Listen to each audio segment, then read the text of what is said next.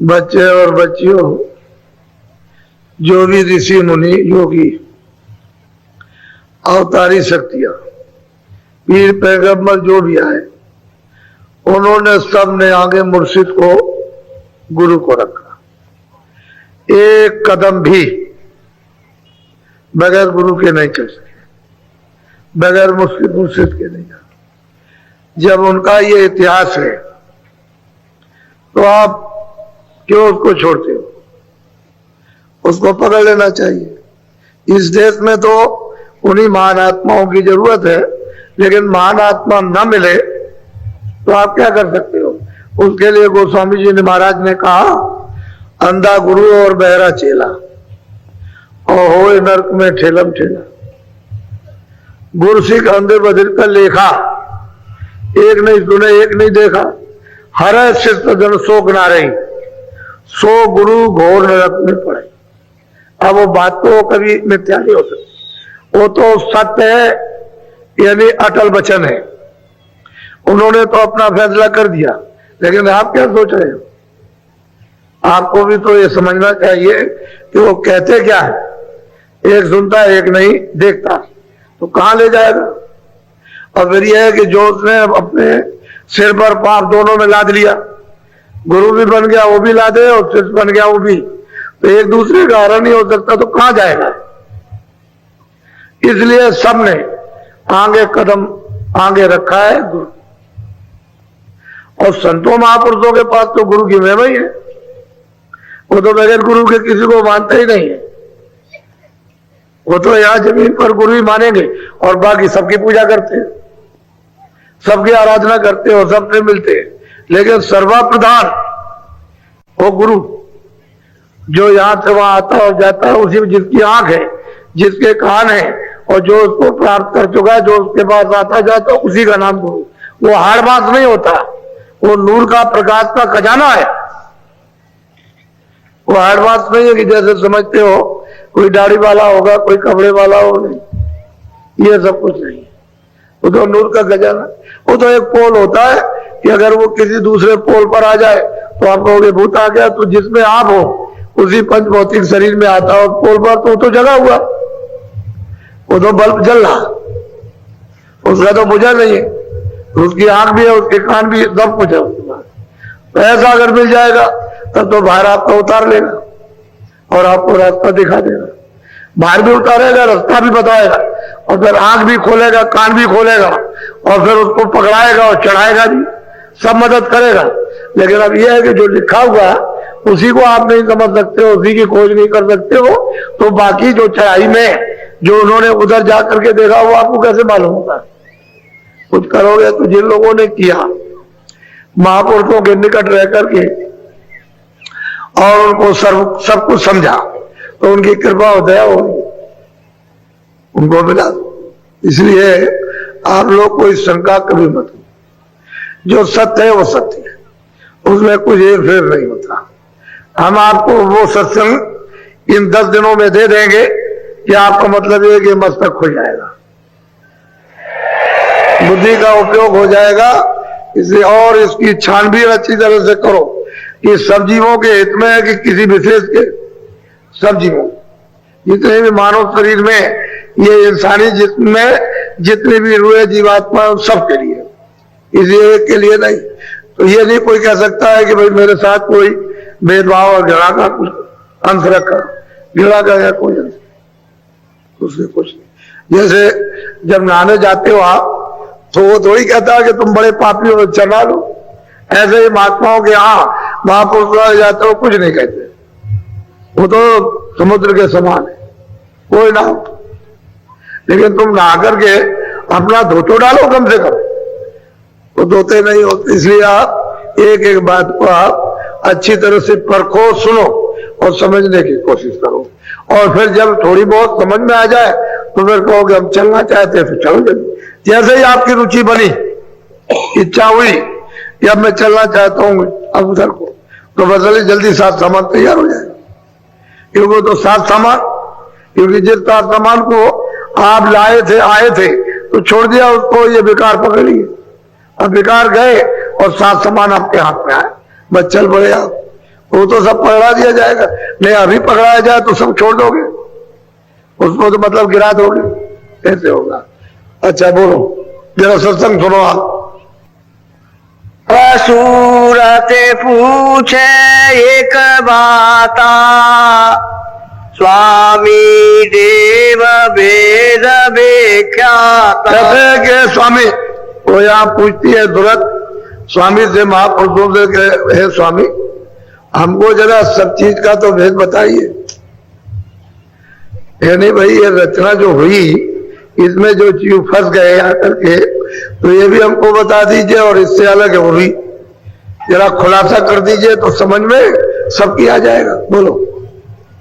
तब स्वामी ने वचन सुनाया, मार्ग कायो वेद लखाया। सूरत को उत्तर दिया कि देख सूरत, मैं अब रास्ते का भेद देता हूं, रास्ता बताता हूं, और उस पर अब तू चल, कम से कम जब पूछा है तो मैं सब खुले देता हूं, तुझे समझा देता हूं। जब तेरी इच्छा जानने की हो गई तो सब बताऊंगा उसे। तो सब मार्ग का सब भेद, उसको खुलासा उन्होंने किया। भाई इस रास्ते से तू आई है और ये रास्ता चलने का, चल।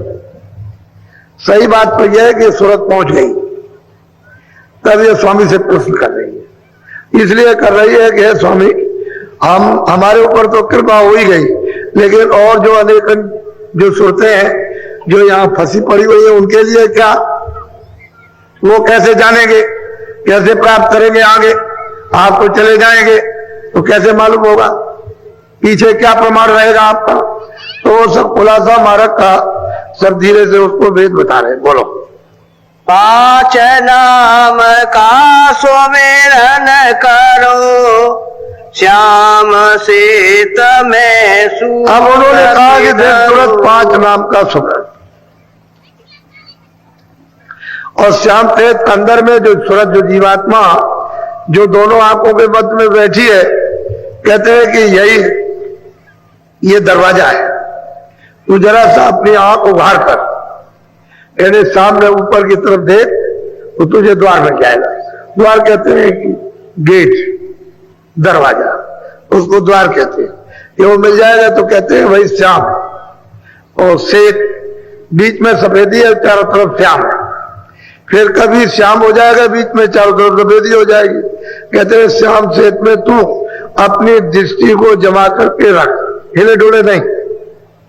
5 नाम का स्मरण करो, श्याम श्वेत में प्रथम सूरत धरो, एकाग्र करो, यानी कंसंट्रेशन करो। अंदर तो तेरे आंख है ही, उसको तो लेकर के तू बैठी हुई है, तो जरा सा तू ऊपर की तरफ देख, तेरी आंख पड़ जाएगी। बोलो।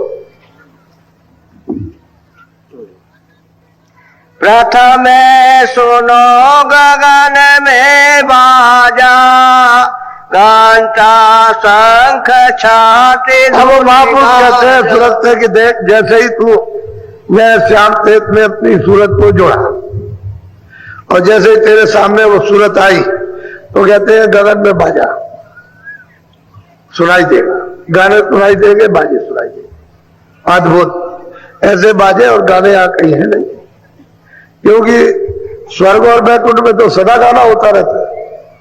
वहां तो बीड़ा हमेशा बजता रहता है, नृत्य होता रहता है। वहां तो इस तरह का नहीं। तो कहते हैं गगन में, आकाश में, उधर तो ये देव शरीर तो उधर ही है, उस तरफ में इसकी जमीन है, तो वहां से ये गाने को तो प्रथम जब श्याम श्वेत में तो अपनी दृष्टि को एकाग्र करेगी तो पहले ही शुरू में गगन में बाजे सुनाई देंगे। कहते हो बाजे कैसे, वो बता रहे किस तरह के सुनाई देंगे। बोलो। सहस कमल दल ज्योति लखाई, बांकनाल में जाई समाई। कहते हैं कि शहद दल कमल वो स्थान है जिस पर निरंजन भगवान ईश्वर बैठे हुए। कहते हैं कि सामने जब वो गगन में बाजे जब सुनाई देंगे और बाजे को तू पकड़ लेगी तो वो घंटा संग बज रहा साफ बिल्कुल स्पष्ट सुनाई देता है, कोई इधर नहीं, और तीनों लोगों में बज रहा है।